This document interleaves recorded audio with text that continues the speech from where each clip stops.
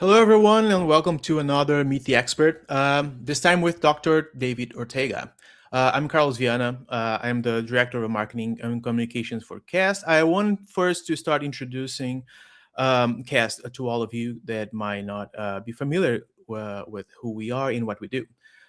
CAST is the Council for Agricultural Science and Technology, and since 1972, we brought together scientific experts to communicate credible, nonpartisan science on food and agriculture to policymakers, journalists, and the public. We do that through issue papers, commentaries, reports, and conversations like this one. Meet the Expert is the most direct version of that. It's a chance to sit down with someone, researchers, professionals, and get to know more about them, and to get to know more about their lives, their career, their work. So the kind of conversation that doesn't usually make into a journal article or a press quote. Today, the person is the 2025 recipient of the Burlock Cast Communication Award, which we give to scientists who have done exceptional work bringing their research to public audiences. So it's not a coincidence that David is who we invited for this today. A couple of things before we start. We'll be reading questions from the chat during the session, not just at the end. So send your questions anytime. And if you want to come on video to ask David a question directly, say so in the chat. The only condition is you have to have your camera on. So we are at Cast Egg Science on YouTube, Facebook, LinkedIn, Twitter, and Instagram. Subscribe, follow us, and that's how you find out when we do this again, and that's how you know about all other Cast activities and events. So coming up this Thursday at 12 p.m. Central, we are closing our AI at Work in Agricultural series with session 3, case studies on where AI is actually delivering results across the egg supply chain, led by Dan Maycock from DataPlay. So it's been a great series, and you get a certificate after the 3 series if you go to our website and do some short quizzes about the 3 webinars. Also, July 31st is the deadline for nominations for the CAST Lifetime Achievement Award, and it's also the deadline for applications for our Science Communication Scholarship, which is a $1,000 award for students doing strong work communicating agricultural science. Both will be presented December 10 at the Library of Congress in DC on the same night as the Borlaug Cast Communication Award will be presented. So, and like I said, David was the 2025 Borlaug Cast Communication Award recipient. More details at cast-science.org. So let's talk about David. David has a lot to say, but my introduction will be very short. Because I think you've been following us. If you've been following us on YouTube and LinkedIn, you'll be seeing a lot of clips from David from a conversation we had for our podcast episode last month. David is first a great guy, but also holds the Noel W. Stuckman Chair in Food Economics and Policy at Michigan State University. He's testified before the Senate and House Agriculture Committees, published more than 80 peer-reviewed papers, and made over 400 media appearances, New York Times, NPR, Wall Street Journal, PBS NewsHours. If you've been following all the food prices issues during the last couple of months, it's almost impossible that you didn't see David talking or giving his opinion somewhere. That's because he's very good. So he's one of the few economists who can move between a congressional hearing and a newspaper explainer without losing the thread in either direction. Like I said, we also recorded a podcast conversation with David last month. If you want to know more about that, go to Spotify and look for the Cast Pulse podcast, or go to our YouTube channel or to our LinkedIn page. You'll find the clips and also the full episode of that conversation. With that, I will welcome David. Hello, Dr. David Ortega. How are you? Hi, Carlos. Doing well. Thanks so much for having me, and really looking forward to the conversation today. And thanks everybody who's tuning in and joining us live. Really looking forward to the questions and to the next hour ahead. Wonderful. So, David, I know that you have some slides to show us. I'll Yeah, put so some I music over. will, are we on presenter mode here? Yes. Perfect. Yeah, so I thought I would just put a few slides together, tried my best to keep this brief, but just to really set the stage in terms of what is happening with rising food prices, inflation, impacts, and then we can get into the Q&A section. So Carlos already gave a really nice introduction. I am a professor and food economist, hold the Noel Stuckman Chair in Food Economics and Policy here at Michigan State University, where my research focuses on markets and prices and decision-making all along the supply chain. So how producers make decisions, how consumers make decisions, and everybody along the entire supply chain. Been focused on how shocks impact the food and agricultural sector, how it impacts supply chains, and also some of my earlier work was much more focused on food marketing issues. As Carlos mentioned, I've been very fortunate to have the opportunity to work directly with policymakers, not just at the federal level, but also at the state level, particularly here in Michigan and in surrounding states. And as part of the work that I do a lot of outreach, a lot of public engagement, working with media organizations in terms of communicating and making sense of what's happening within the food and agricultural sector with the public. Now, what I'm going to spend the next 15, 20 minutes is we're going to start with inflation. It's something we've been hearing a lot about over the past 6 years. Then we'll talk about shocks and how shocks can impact food inflation. And then I'll close by giving a bit of a price outlook. I'll give you my read and then offer a more official, so to speak, price outlook, and that is USDA food price forecast. But what I do want to leave you with, so our 4 takeaway points. I'm going to give them to you up front, and then I'll spend the rest of my time, making the case for each one of these. The first one is that food price inflation is not caused by one factor. It's really been driven by a variety of factors and forces that affect both the supply but also the demand for food. So it's really been this perfect storm of factors that have impacted the price of food over the past 5 to 6 years. You'll also see that once food prices increase, they very rarely come down. And that's why it's so important to understand the drivers of these price increases to help mitigate future shocks and increases. I'll also point to uncertainty over trade and other policies as being inflationary, and we'll see some examples of that. And in terms of an outlook, it's very likely that we'll see prices continue rising in 2026, but we're not going to be nowhere near the levels of what we saw back in 2022, where we saw double-digit increases in food prices. Now, to start, just want to define inflation. This is one of the concepts that I think is leads to a lot of confusion and really misunderstanding. Inflation is the rate of change in prices. So how quickly prices are increasing over a period of time. And that's very different from the price level, which really tells us where we currently are. So the annual rate of inflation can be cooling while the price level remains high and even increases.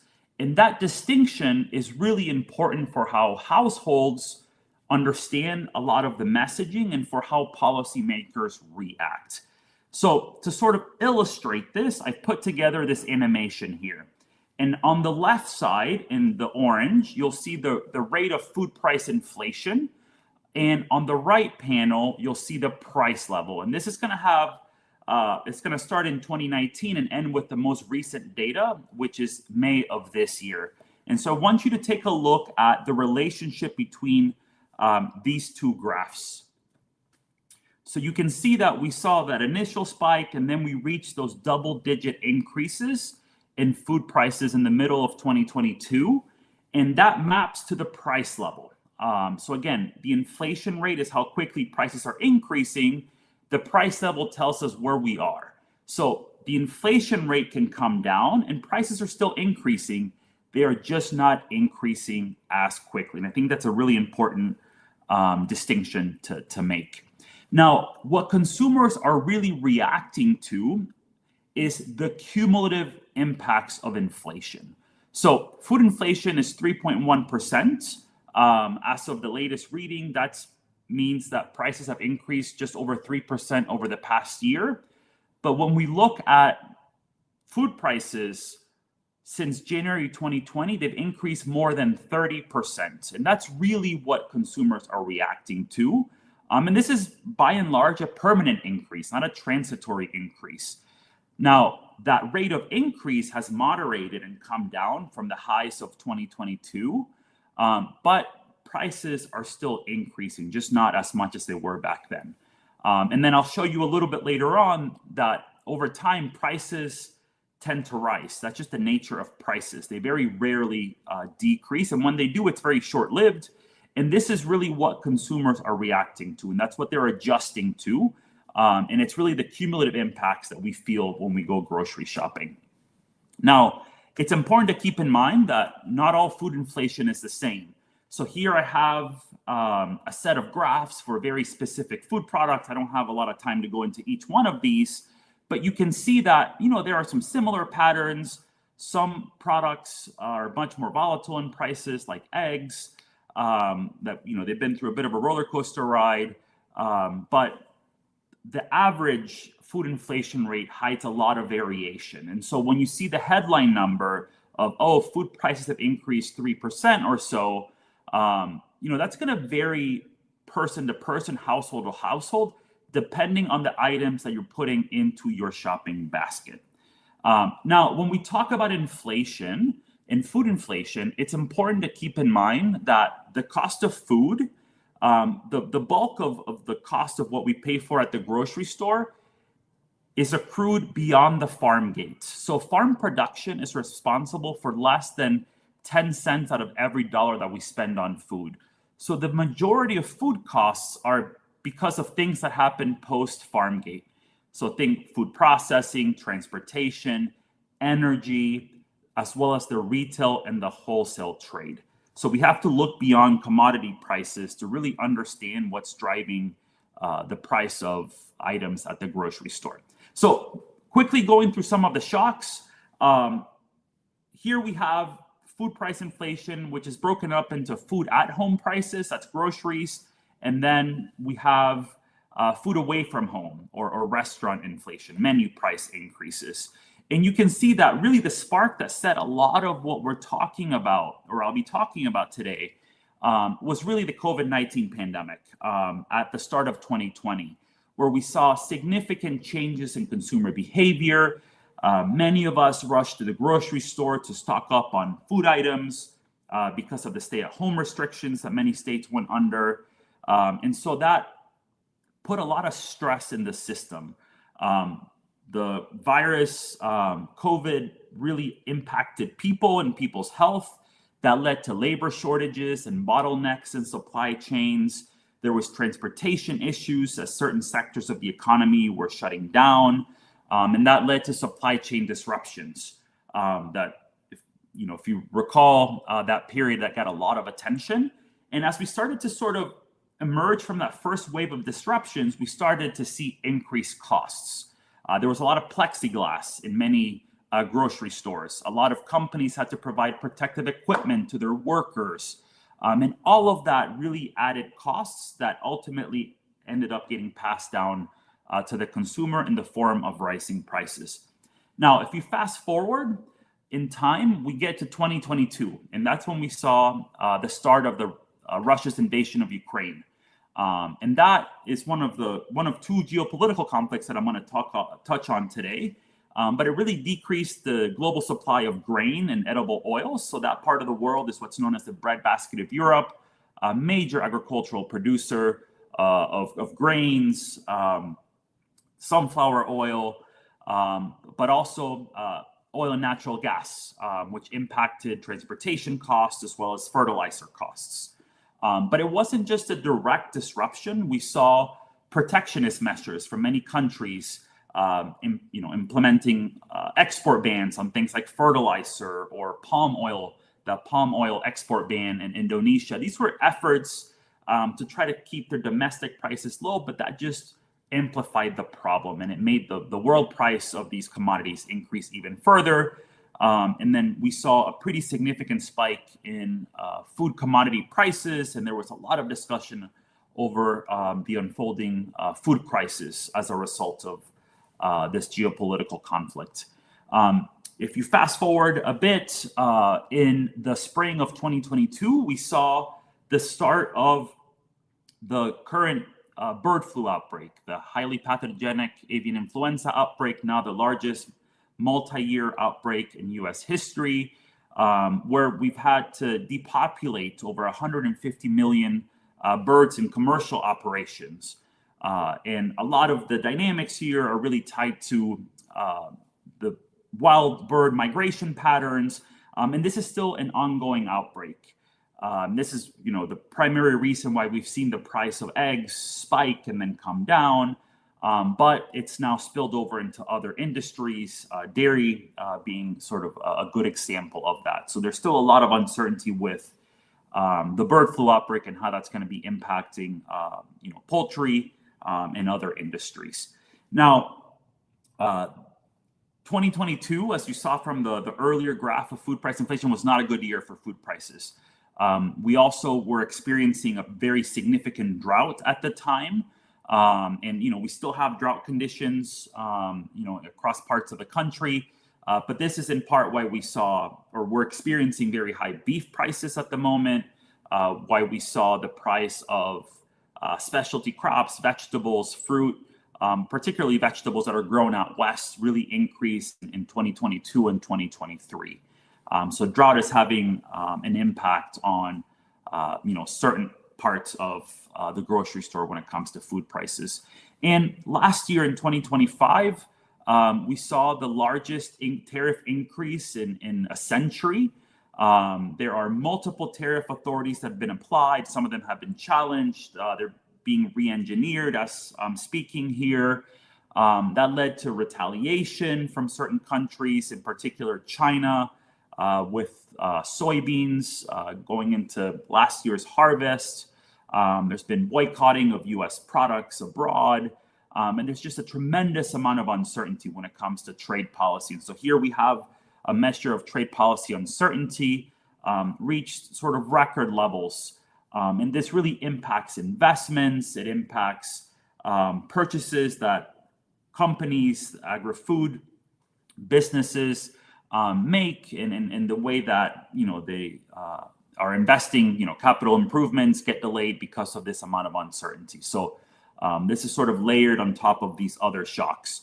And then more recently, you have the geopolitical conflict in the Middle East, the war in Iran, and unlike Russia's invasion of Ukraine, that part of the world is not a major agricultural producer. So what really gets impacted here are oil prices and sort of energy, which impacts the price of diesel, which affects the agri-food system. And then, sort of second order impacts are things like fertilizer prices.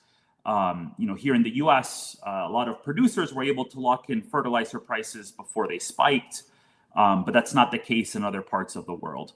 And really, it's the perishable items that are what I call the canary in the coal mine, which is where we are starting to see the impacts of this conflict in food prices. So these are items that have to travel longer distances, often have to be refrigerated during transportation, which uses up more energy. And so, again, this is not 2022 because we're only looking at a oil and energy shock, not really a shock to the supply of agricultural commodities. Now, what I think it's really important to keep in mind is that there is a fairly notable lag between when a shock happens and it impacts producer prices and when those price increases or costs end up affecting us at the grocery store. And so here, what I plotted in the orange is the producer price index. So this is sort of a measure of how costs for producers are increasing, and in the green is the consumer price index for food. So how food is increasing at the grocery store. And what you can see is that there's about a 6-month lag between when the shock affects producers to when those costs get sort of funneled and transmitted over to the grocery store. And so in the context of the latest geopolitical conflict, it can be the better part of 6 months before, we see the full impacts of the conflict in the Middle East. And so that conflict started in February. So we're looking at, that full pass-through showing up here in the next month or so. And all of what I've talked about so far are what I would categorize as supply side factors, largely speaking. But there's also a demand story, and that is that, since the post-immediate COVID period, we've seen a significant increase in consumer spending on food. When we compare spending to just right before the pandemic, even when you adjust for inflation. So a lot of households, a lot of consumers have been spending a lot more on groceries, but also on food away from home. There's many reasons for this, including the fact that some households, obviously not all, but some households accumulated savings during the pandemic. There were the government stimulus checks that many households received, and food was one of the areas where a lot of us, could spend, especially pretty early on in the pandemic. And certainly once the economy reopened, a lot of us started to pay visits again to many restaurants. And so you have all of these supply shocks, increased demand and consumer spending, and that is just a recipe for prices to increase, which is exactly what we've seen over the past 5 to 6 years. Now, here we have a longer horizon in terms of prices, price increases, I should say. This is the rate of change, so food inflation. And you can see that in sort of, recent decades, it's very rare that food prices decrease. So anything below the axis here, 0, are decreases in food prices. And so, since the turn of the last century, we've only had food prices decrease over 2 periods, and they were both very short-lived. And so, food prices, like most prices, tend to increase over time. And I would argue that that's actually a good thing as long as those price increases are moderate, around the 1 to 2 to 3% increase. But what really matters here is it's not just food prices, but our purchasing power. So if food prices rarely come down, then how do we recover from an inflationary episode? And this is where we have to look at how quickly food prices are increasing relative to our wages and wage increases. So here I plotted sort of both curves, so food prices and wages. And you can see that anytime that food prices are outpacing wage increases, we have that affordability squeeze. And so up until recently, wage increases had caught up with food price increases, but some of the most recent data that we've received over the past couple of months is starting to show that food prices and prices in general in the economy are starting to once again outpace wage increases, which reduces our purchasing power. In terms of the food price outlook, want to be mindful of time here. It's really important to look upstream. So how producer prices are behaving, that's the line in the teal color here. Anytime we see that line increase, you can expect consumer prices to follow, roughly 6 months or so later. And you can see here that, we're seeing sort of a resurgence in costs for producers. Many of this is tied to a lot of the policy uncertainty, the impacts of the tariffs, and then certainly most recently, the impact of higher oil prices. And so it's going to be sort of key to watch what, consumer prices, the sort of salmon color line is going to do in response to that in the coming months. One resource that I like to sort of point everybody to, if you're interested in sort of an outlook on food prices, is the USDA food price outlook. This gets updated every month towards the end of the month.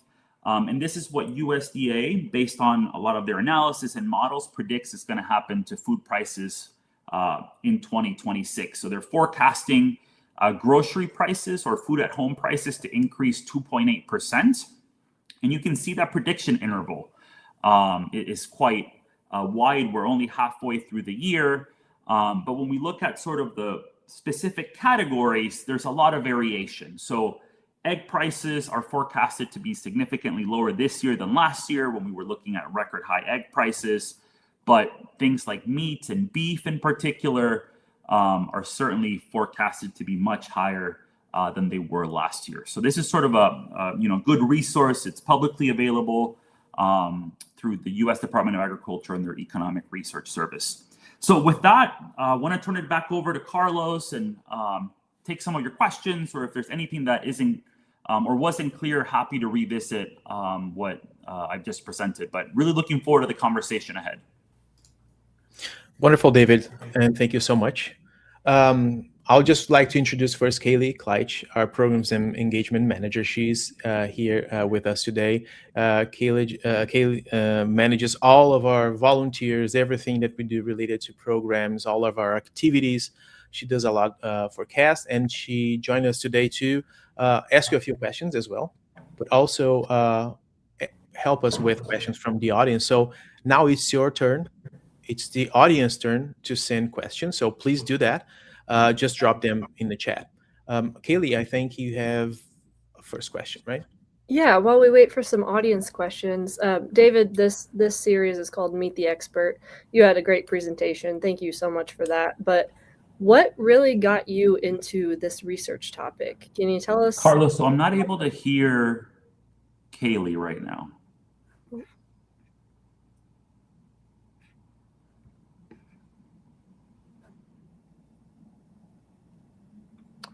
I can't hear you, Carlos. Hello. Yep, Carlos, I can hear you, but okay. I don't know if it's. I'm not able to hear Kaylee. Kaylee, can you say something just to test our audio? Testing. No. Oh, that's odd. Carlos, can you hear her? Yes. Well, my apologies. Maybe Carlos, I can take a step back and you can run the Q&A session. Okay. My question was just, what really got David into this research area? With that, I will turn it over. I'm not able to catch any of her sound. Yeah, we just saw that the audience can hear Kaylee. So Kaylee's question was, what drove you into this research field? What made you choose this field? No, that's an excellent question, and thanks for sort of being the intermediate here with the audio issues. So what drove me into food? So I've always really been drawn to economics, sort of the economic way of thinking. Thinking about thinking at the margins, opportunity costs, and I loved a lot of sort of the economic courses that I took in undergraduate and even high school. But I wanted something that was much more tangible, and I think this is where food and agriculture, came in. Instead of thinking or learning abstractly about, this factory with widgets and wadgets, you can think about a farm with inputs like fertilizer and feed, and then you have all these outputs, food, and that's really where economics sort of came to life for me. Another thing is that food is very personal, and so it's a good entry point to many conversations. Everybody has to eat. We all have to procure food. And so it's a great sort of sector to be able to focus a lot of that economic thinking in. And there's a subfield of economics that is agricultural economics, which is where I was trained in. And it's sort of a great opportunity for me to help inform what's happening with the agri-food system and how it impacts people every day. Wonderful. I'll just have to give preference to our very dear Gregory Dahl. He's been part of several CAST papers. So first question is there something with food prices that is surprising to you? So there's a lot that I think is really interesting about inflation. And food prices in particular. And, I'll sort of highlight two things that I think are worth having a bit of a discussion about, and that is sort of the nature of prices. So prices tend to increase very quickly when there is a shock, but they are much slower to come down. And a lot of that has to do with uncertainty, But you can think of it as sort of rockets and feathers, sort of a bit of a ratchet effect, is that once you kind of click up, it's very hard to come back down. The other is we talk a lot about the inflation rate. And more generally in the economy, there's sort of that 2% target that you hear a lot of policymakers and central bankers mention. And what I think is important to convey is that when we're even with, in any type of price increase, say that we're talking about a 2% increase today, in dollar terms, a 2% increase in prices today is much larger than a 2% increase 5-10 years ago. And I think a lot of that, a lot of us see that and feel that at the grocery store. Oh, we're talking about, food prices are down 3%, but it feels a lot more than, 3% felt, 5-10 years ago. And that is just, the nature of prices, but also, how we interpret percentages. And so, not that they're necessarily surprising to me, but I think it's something that I think gets sort of lost in the messaging. I think one surprising thing that I came to, or that I encountered in some of the research that I did, is how food prices play an outsized role in shaping our inflation expectations. So, in how we think about inflation in general. And I think that has to do with the fact that we come into contact with food prices much more readily than we come into contact with other prices in the economy. With the exception of potentially gas prices, we go grocery shopping fairly frequently, weekly, if not more. But rent, we only get a mortgage or a rent bill once a month. Whereas when we go grocery shopping, we're being bombarded with price signals, and that can, in and of itself, affect how we perceive inflation to be, which can have other consequences. So. Wonderful. You mentioned uncertainty, right?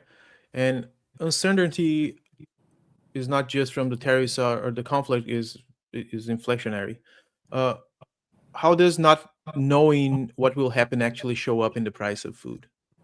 So that's a great question. And when we talk about the impacts of uncertainty in food prices, this is sort of a longer term effect here. And the way to think about this is, if you're an agribusiness, if you're a food company, a large producer that has to make investments in their operation, get new equipment, new processing machinery, you may delay those purchases that are going to make you more efficient and help hopefully bring costs down because of uncertainty surrounding the tariffs or other policies when it comes to the cost of labor. There's a lot of uncertainty over immigration policy and what that's going to mean for the agricultural sector. And so ultimately, those delayed investments are going to increase costs along the supply chain, going forward. And so it's going to show up in the form of higher prices in the long run. So that's just sort of one of the many pathways there. Okay. Next question will be from Farm Voices Project. My concern is local food supply from farmers. Over 90% of our food is imported into the state. How can we get more local food supply for consumers? Yeah, so there's when we think about the food system, we have there's local supply chains, there's national, regional, international supply chains, and I think they all play an important role. In some cases, we engage in trade, and I'm not just talking about international trade with other countries, but even trade within states to be able to meet year-round consumer demand for food. So I'm in the great state of Michigan here. We produce a lot of great commodities, agricultural products, specialty crops, but we're not great at producing them in the dead of winter. And so we rely on other states, further south, or even other countries in many cases, to be able to procure food. And so in some cases, you may be able to meet some of the demand from sort of the regional or local food system, but sort of given differences in geography and sort of climate, you're going to also have to rely on sort of the broader food network, so to speak, and trade. And so you can certainly, grow the local supply of food, but in some cases, that's not going to be enough to be able to meet year-round consumer needs. Wonderful. So next question is, this is Don York with KMJ News in Fresno, California. Hello, California. Is it possible that fruit and vegetable prices might increase even more than forecast? Is the food price forecast from USDA based on a conservative trend? Yeah, this is a great question. So there's, I don't want to speak on behalf of USDA. They have a lot of documentation in terms of how their food price forecast model works. But what I can say is that, especially for things that are perishable, they tend to be volatile in prices. And so it certainly is possible that any of the prices that are being forecasted could end up falling outside of that range. And in particular, when we're talking about specific food products, and that is because it's very tough to forecast shocks that we may not be aware of right now that might happen in a couple of months. If you would have asked me at the end of last year, if we were going to be looking at another major geopolitical conflict, that was very tough to sort of envision at the time. And when it comes to fruit and vegetable prices, they're certainly impacted not just by rising production costs like fertilizer, but also by weather. There is a lot of discussion right now about impacts from El Nino. Those are going to be largely very localized, and it's going to be very product specific. But certainly trade policy could affect these items as well. And so certainly there's a lot to sort of keep an eye on, and I would sort of treat the food price outlook as sort of a rough guide in terms of what we can expect prices to be, with the understanding that these are models that are not able to sort of see into the future and bring that information into those data points. All right. Next question will be from Norm Scott. Why food prices to consumer not come down? Must be beyond farm because most come beyond. Yeah, go ahead. Yeah, no, this is a great question. And when I was sort of showing those graphs, what I was showing were sort of aggregate food prices, so grocery prices in general. And the general trend is that prices tend to increase. A lot of that has to do with increase in demand. So people are larger populations. People are spending more of their more on food. And that demand pressure, increases prices. But what I think it's important to keep in mind is not that we don't want prices to come down. For certain commodities or products like eggs, we see prices decrease and fluctuate because of these very acute shocks like the bird flu. But over time, the general trend is that prices increase. Some of that is because of demand, but generally because of production costs. And a lot of these costs are beyond the immediate production costs that farmers face. If you go back to that food dollar, the bill that I showed, the vast majority of food costs accrue beyond the farm gate. So transportation, the retail trade, the wholesale trade. Now, technologies, I think are very important, and they can help reduce the cost of producing food or make us more productive at producing food. And this is where I think we have to sort of think longer term when we look at some of these, the more structural drivers of food inflation, the impacts of climate change and adverse weather. This is where technology can come in and help us mitigate some of those impacts. Help us come up with better drought-tolerant varieties of certain crops or flood-tolerant varieties of crops.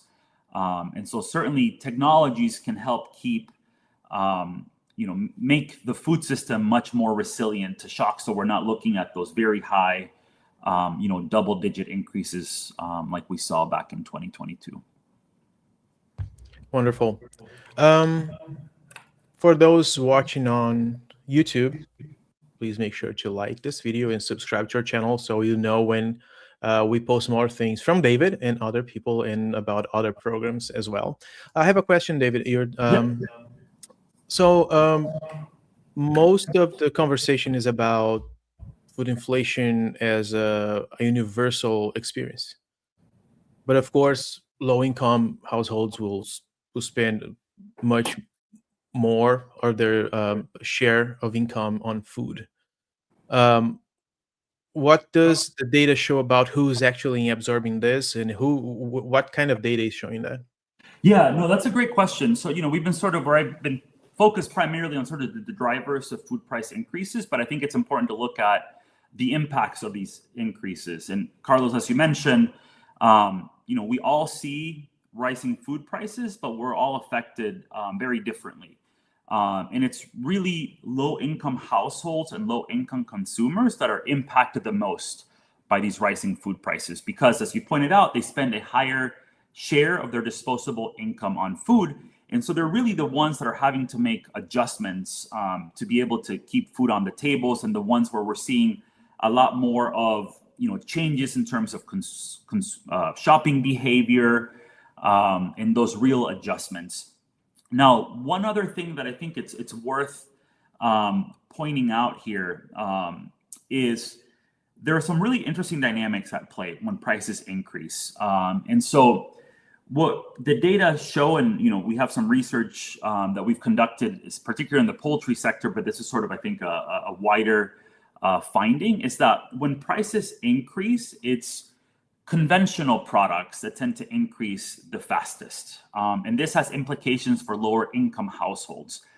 So the way to think about this is, as prices are increasing, say that you were buying the more premium products, say those free-range eggs or the organic eggs, those prices are increasing, but those consumers, many of them, are now switching to buying the conventional product.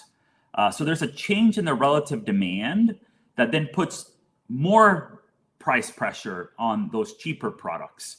And so that has certain implications and impacts for those lower income households that I think is very important. And it's really that population where we see higher rates of food insecurity and other adjustments that are also being made. Wonderful. I think we have another question from the audience. From Fred. Organic food appears to be a growing market. Is organic food factoring into inflation? How will it impact inflation in the future? Yeah, this is a great question. When we're talking about inflation and price increases, so I've been a lot of the numbers that I referenced are coming from the Consumer Price Index, from the Bureau of Labor Statistics, and when we're looking at the price indices, we are controlling for changes in product quality, so that we're comparing apples to apples. And so, these may be lumped together, but the statistics that we are getting are, controlling for the fact that, organic products are of a higher price level than the conventional products. And so when we're looking at average prices, which is another type of price series that the government puts out through the Bureau of Labor Statistics, there's we're not as able to control for differences in quality. And that's why I think it's really important. There are, multiple measures of inflation. But it's really important to keep in mind that, when you're looking at the data, to sort of understand how the data are constructed to ensure that, it's measuring what you think it's measuring, and it's really an apples to apples comparison. And so, is organic food factoring into inflation?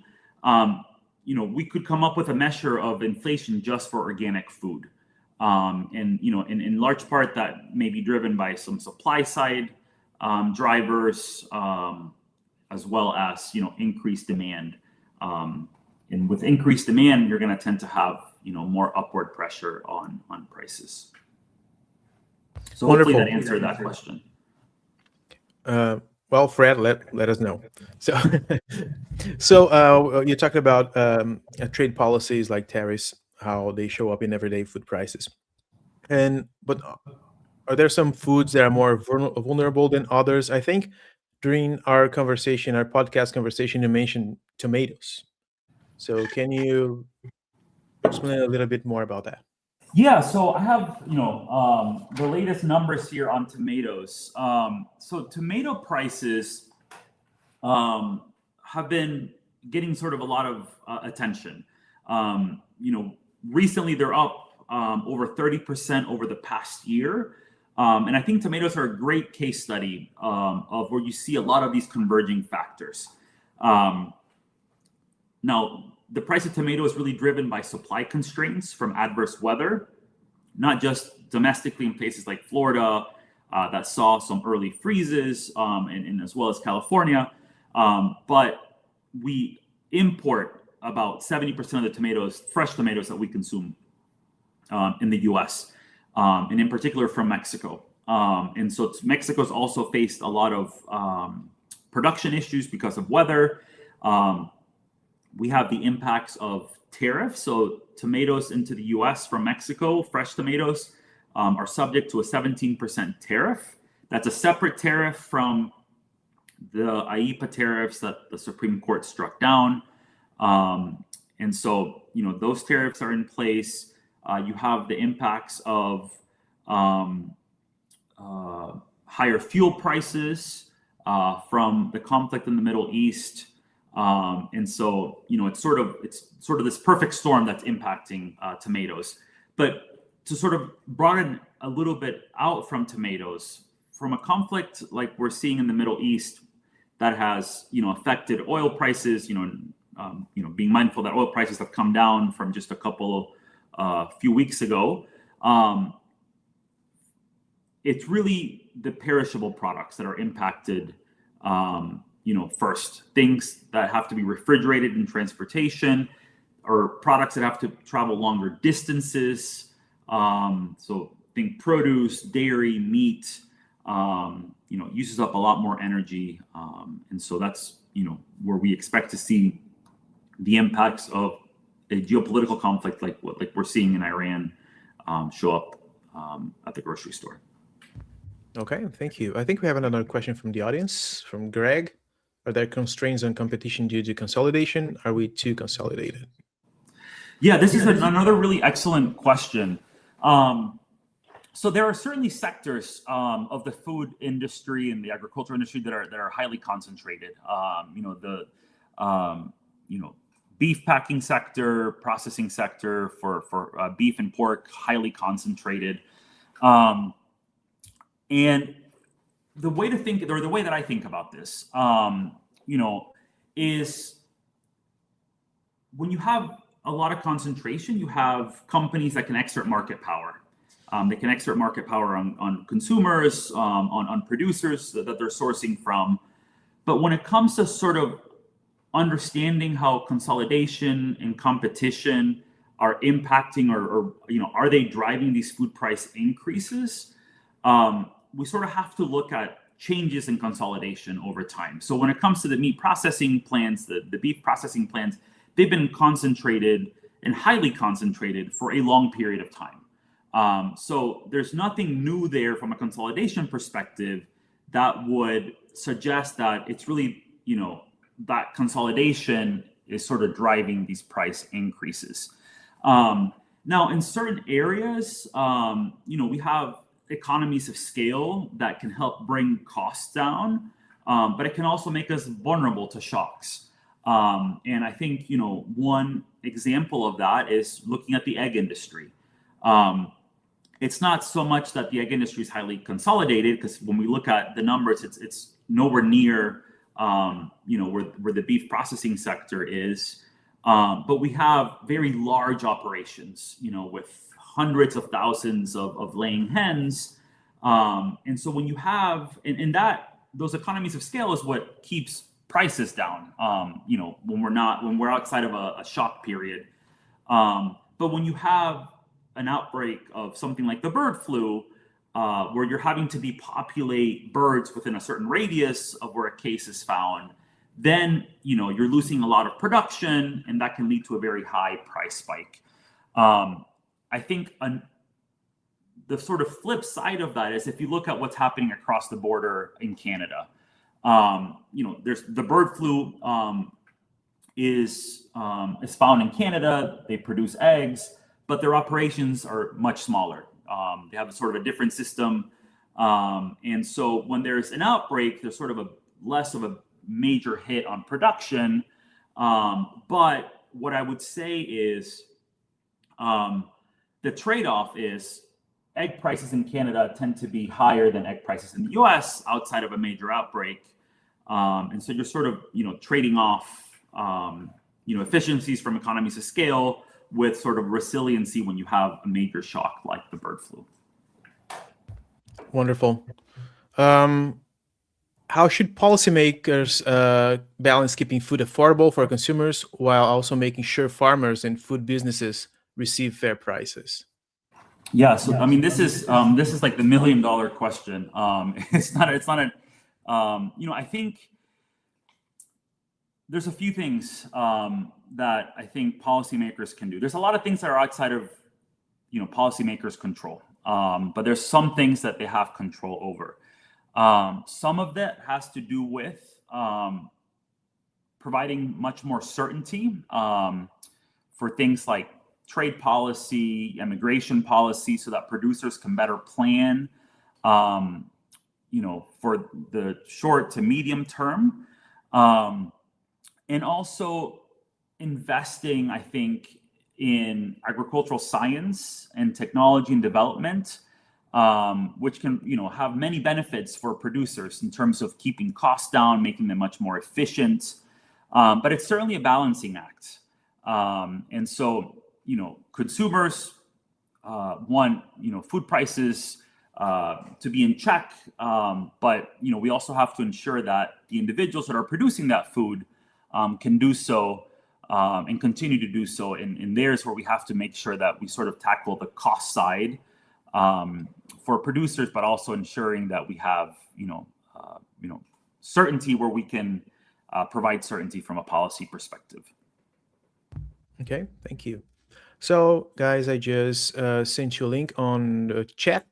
If you want to join us live on screen, that's the link you should use for that. Your cameras must be on, of course. So, another question, David. When prices go up, we all know what we do. We change brands, we change products, we change this or that, or stop buying this or stop buying that. But what does the data shows? Are people buying less, switching products, trading down, or just changing the way they shop or where they shop? What does the data actually look like? Yeah, so and a lot of this is coming from industry data, sort of scanner data, and what we're seeing is that when food prices increase, especially over the past few years, what we're seeing is consumers are becoming much more value conscious. So they're making more frequent, shorter trips to grocery retailers. So they're price comparing quite a bit. They are trading down. So we're seeing an increase in sales of private labels or store brands. These are products that sell at a much more affordable price point. And in some cases, they're cutting back on premium purchases. And so those I would say are some of the main trends that we're seeing as a result of higher prices. Okay. And the prices we are paying for products right now, the difference or the increase, how much of the price we pay at the grocery store actually goes back to the farmer? So it's, on average, less than 10 cents out of every dollar of what we pay for at the grocery store, flows back to sort of or on-farm activities. And so, that's on average. for something that's highly processed, has a lot more value added post farm gate, that share is going to be much, much smaller. For things that are more in their commodity form, think eggs or meat, that might be a little bit higher. But the bulk of the cost of food at the grocery store are because of activities that happen post farm gate. Actually, as I was answering this question, I was thinking a little bit about that earlier question in terms of policymakers and what they can do to keep food affordable and producers. I think this is where the conversation about trade, I think, is really important.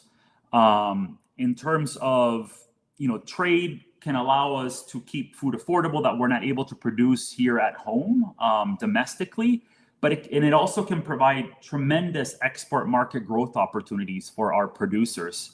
When we look at some of the large, historically large export markets, countries like China, can import parts of the animal that are not really consumed in the U.S., and those can fetch a premium and really help many of our producers out. So just sort of wanted to loop back to that question with that thought. Yep, that's great. So I think we have time for one more question. We're almost hitting the hour. So does buying local actually help farmers more, or is it mostly a marketing thing? Does buying local, well, so I mean, it's certainly if you're buying local, it's certainly helping that local producer out, and so we have to sort of think about the supply chain and where the food is coming from. In many cases, so buying local can support the local economy, and that can generate sort of economic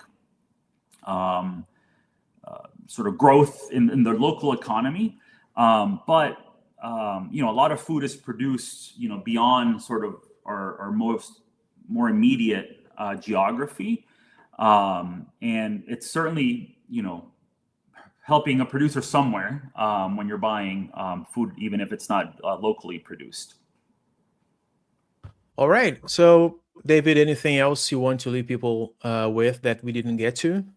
I think there's a lot that's happening in the agri-food sector right now. A lot of uncertainty. What I would sort of get across is, when you're looking at information, make sure that you're understanding the source of the information, the time that the information was produced, so that you have the most up-to-date data, up-to-date analysis to then be able to make much more informed decisions. And so, just go beyond the headline, look at the data, look at the source of the data, make sure it's from a credible source. I would also say that if you're interested or have other questions, it's been a great conversation today. Feel free to reach out. You can find me on LinkedIn. I tend to be pretty active there, putting information out. Many of the graphs and sort of the analysis that you saw today, I also make available through my LinkedIn page. And you're always welcome to send me an email, and I'm happy to continue the conversation. Wonderful. Well, David, thank you so much for your time, for your help, for all the answers, and for your participation, of course. I just brought Kaylee back here, so thank you, Kaylee. She was helping us with the questions and everything else related to this session. Although David couldn't hear, I have no idea what happened, so we'll figure it out at some point. But thank you, David, so much. And Carlos, I'm having to do a little bit of lip reading because for some reason the audio does not work. Well, hopefully it's not just me and people on live, but I have no idea. I really don't know. But just thank you, David, if you can. Thank you. Thank you so much. Well, it's really great to have, thanks everybody for joining the conversation. And thanks Carlos, Kylie, and the whole cast team for having me on. I really appreciate the opportunity. Yeah, one last thing is just subscribe to our YouTube channel, follow us on Facebook, LinkedIn, Twitter, Instagram, everywhere we are at Cast Ag Science. And just go to our cast-science.org website if you want more information about events and what's coming up. So thank you all for everything, and have a great day. Bye-bye.